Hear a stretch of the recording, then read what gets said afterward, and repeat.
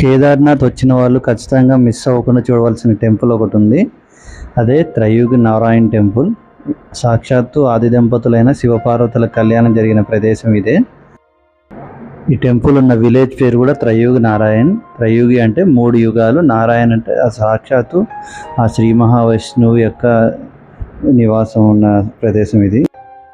ఆదిశక్తి అయిన పార్వతీదేవి యొక్క సోదరుడు శ్రీ మహావిష్ణువు తన సోదరి వివాహం మహాశివునితో ఇచ్చి వివాహం చేసిన ప్రదేశం ఇది.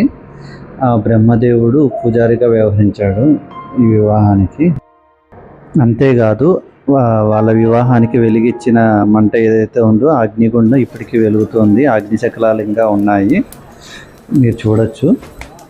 3 యుగాల నుంచి, అంటే సత్యయుగంలో వాళ్ళ వివాహం జరిగింది.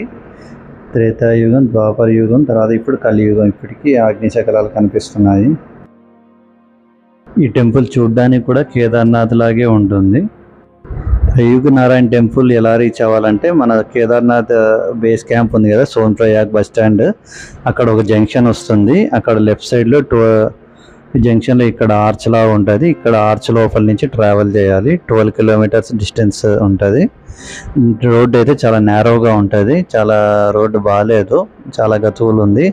ముఖ్యంగా వాన పడే టైంలో వచ్చారంటే చాలా జాగ్రత్తగా డ్రైవ్ చేయండి. కార్ అయితే ఒక కార్ వస్తుంటే సైడ్కి ఉండాల్సి వస్తుంది, ఇంకొక కార్ దారి ఇవ్వడానికి. ఇంత నేరోగా ఉంటుంది. ఐ థింక్ ఒక 20 feet వైడ్ ఉంటుంది రోడ్, అంతే. మొత్తం ఘాట్ సెక్షన్.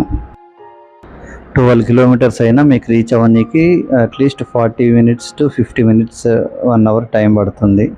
అంత నేరో రోడ్.